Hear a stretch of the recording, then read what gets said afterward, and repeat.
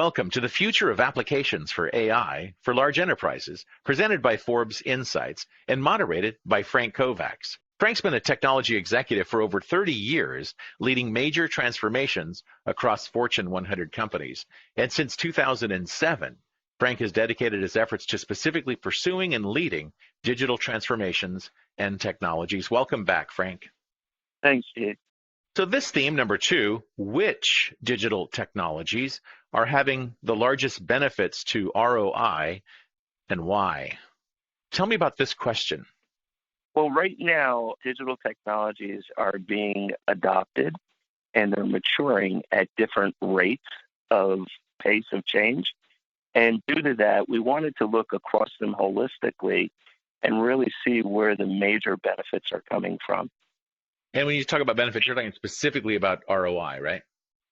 Well, we're talking about ROI in two ways. Either number one, increasing the revenue and the customer satisfaction with the company, or on the other side, reducing costs and making firms more efficient and effective, and therefore also raising a profit from that side.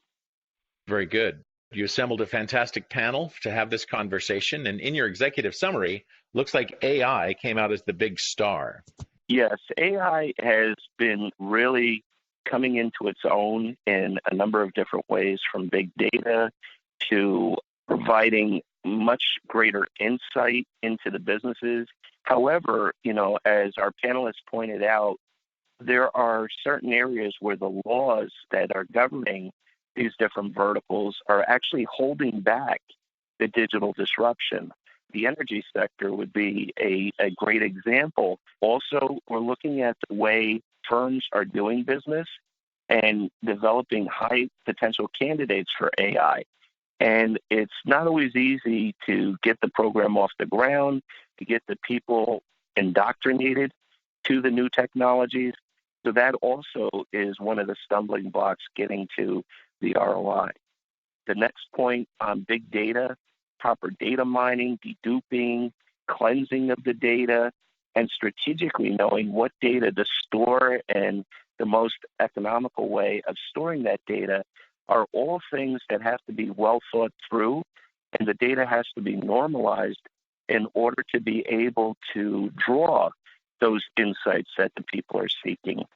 And finally, AI is starting to get as sophisticated as we were with service-oriented architecture, where different digital technologies are being used in conjunction with AI in ways to what we used to call in service-oriented architecture mashup and come together to even give us more benefits, specifically around cloud, 5G, and Internet of Things or Internet of Everything. So in key point number 1, we talk a little bit about what's coming up in future tech to help us manage all of this big data, which is quite overwhelming.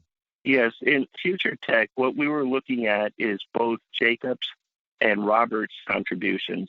Jacob talked more about where the inflection point is for emerging technologies in big data analytics and machine learning. And he was spot on in talking about it's all about coming up with those actionable insights.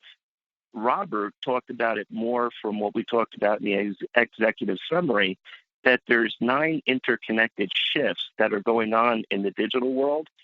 So with AI, in order to truly maximize it, we have to understand those other digital technologies that it's interconnected to and really how to leverage them in order to maximize the value that we get from AI.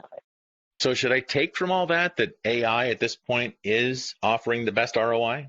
Thus far, I feel that it is doing so, that those tables may turn as these other digital technologies start to come up to the same level of maturity. But you do have some case studies to share with us, right? Yes.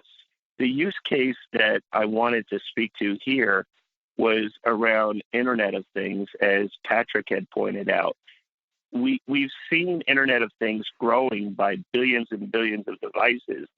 It's really only the precursor, though, because once 5G becomes more mainstream and all of those Internet of Things devices and sensors start to become fully integrated at the greater level of bandwidth and the greater level of speed, Internet of Things or Internet of Everything is really going to take off to the next level. Wow. Now, AI can also help internally, right? We don't always talk about that. Did the panel discuss that? The panel definitely looked at that as well. And what we talked about here was what's going on in the areas of blockchain. Blockchain is really coming up with some great use cases, especially in the energy sector. And it's really moving across where you're buying and selling the electricity from. And it's creating new capabilities where electricity is being stored in batteries and being able to be pulled upon from what was initially solar sources on demand and becoming more reliable, and also supplementing the traditional sources of energy that we've been reliant on for many years. Well, I know these top three people contributed extra on the panel. We want to thank them. But where is the conversation going, Frank? What's coming up in theme number 3? Well, theme number 3, what we're going to talk about is AI and what are the real obstacles to adoption. AI has become mainstream in a segment of companies across the world, and it really needs to become ubiquitous. So we're going to talk about those things that really need to be addressed so that all the firms can start benefiting from AI and where it's leading to. Oh, that sounds fantastic. I look forward to that. Thanks again. That's Frank Kovacs. He's been a technology executive for 30 years, leading major transformations across Fortune 100 companies. And Frank, we will talk again. Thanks, Gene.